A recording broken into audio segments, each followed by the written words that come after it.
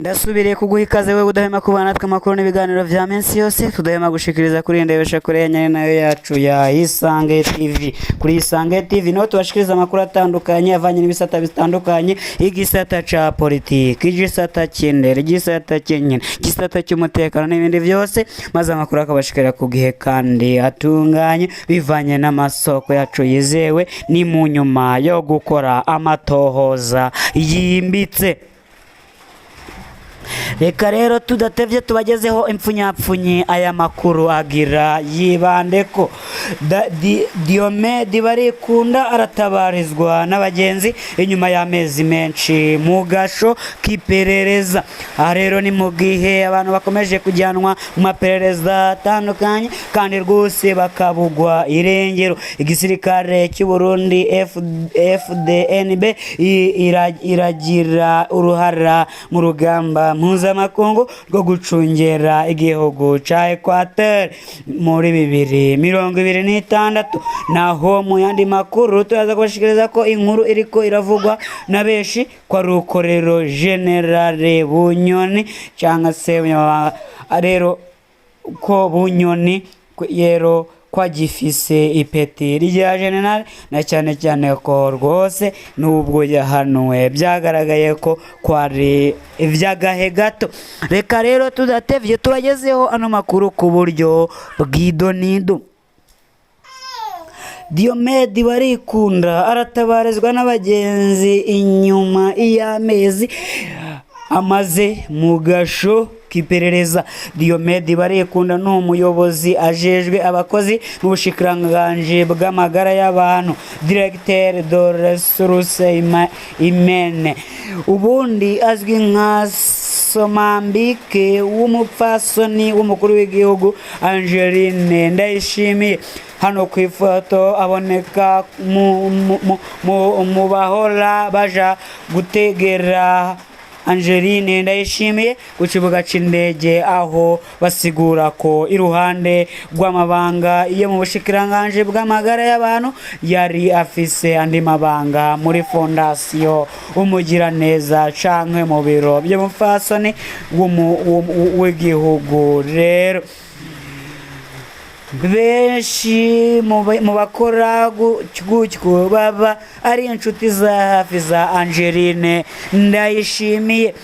Diomede Barikunda yoba yafashwe muri gitugutugu 2025. Bamwe bandika ko amaze amezi 6 mw'iperereza, abandi batanguye kuvuga ifatwa ryiwe mu ntango za munyonyo 2025. Iryo fatwa ryaratangaje benshi kuko uwegereye Angeline Ndayishimiye aba yitwa intakorwako. Yamara ngo uwo bishitse agashavurira nawe bisa nuko isi imuguye ko. Igipfunze Diomede Barikunda benshi bavuga ko ataco bazi, abandi bacishwamwo ko ari amafaranga yoba yaranyonoye akoresha izina rya Angeline Ndayishimiye. Hano nta muco tubifise ko. Abagenzi ba Diomede Barikunda ntibatahura ingene umuntu apfungirwa mw'iperereza ameze nk'ayo yose mu bibazo bitanajanye n'umutekano w'igihugu. Barasaba ko ajanwa mw'ibohero rizwi hanyuma akitaba ubutungane nimba hari icaha akekwa ko. Mw'iperereza hakorera aba OPG, abo nabo ntibarekuriwe gupfunga umuntu mu kiringo kirenze ingwi bataramujana kwa procureur. Abagenzi ba Diomede Barikunda barasaba ko Procureur General de la République yoza aributsa abatwara iperereza ko ico amategeko avuga mu bijanye no gupfunga abantu. barasaba umugwi CNIDH ko woja kuraba uko Diomede Barikunda amerewe aho mwiperereza. Uyu mugwi ni wa wundi rero w'ishirahamwe ryigenga ry'abashinzwe agateka kazina muntu. Naho rero mu yandi makuru tubashikirize ko FDNB igisirikare c'u Burundi rero kiragira uruhara mu ngamba mpuzamakungu mu rugamba mpuzamakungu rwo gucungera igihugu ca Equateur muri 2026. Igisirikare cimwe c'ingabo z'igihugu c'u Burundi FDNB kiriko kiragwanya igisirikare mpuzamakungu Equatorial Patrol 2026 cyateguwe mu gisagara c'ukwidegemvya kw'ishure ry'igipolisi n'ivyinjira mu karere. Kubera ukwezi kwa Kigarama 2023 Uburundi buriko burakora imyimenyerezo y'ibikogwa vy'amashamba y'izuba. Uko kwifatanya kwanditswe mu rwego rwo gukomeza ubufatanye bw'igisirikare hagati y'u Burundi n'Ubufaransa cane cane mu bijanye no guhingura no gushinguramwo abantu.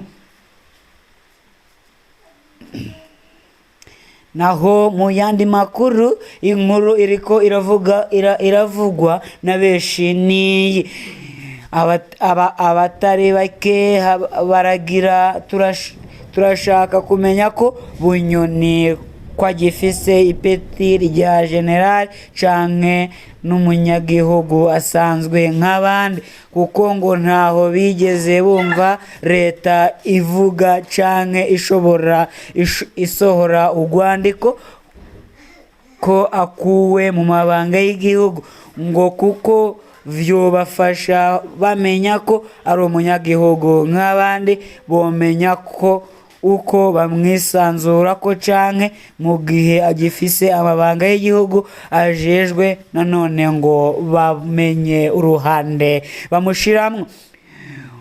Musomyi wacu nawe ico kibazo warogifite canke wewe woba warabonye iryo tangazo rivuga ko akuwe mu bikorwa vy'igihugu? Umuco abo batararonka ayo makuru, ese haribazwa niba akiri mu mabanga canke se ari umuturage usanzwe. Aya rero niyo makuru twagira tubashikirize, none dushimira wewe ukomeza kubana natwe no kutwumviriza kuri ndebesha kure yacu ya Isange TV. Reka rero nibutse wewe tutatanguranye zimwe mu ngingo nkuru aya makuru yagize yibanda ko muri aya makuru twabariye ko rero hari twababariye ko barimo baribaza niba rero ko Bunyoni yoba ari umujenerali canke se yabaye umuturage usanzwe. Aha rero mu yandi makuru twabwiye ko igisirikare c'u Burundi FDNB rero kirigira uruhara mu ntambara iri rero yo muri Equatorial 2026. Amakuru niyo twabashikirije none, ndetse n'ayandi yose tutabashije kubarondora, ariko kuri wewe twabanye ni by'igaciro cyane. Reka rero twisabire wewe komeza kubana natwe kugira ujye ufyonda share canke se partage, maze ababanyi bamenye ibibera kuri Isange TV. Turabakunda cyane, mugira amahoro y'Imana.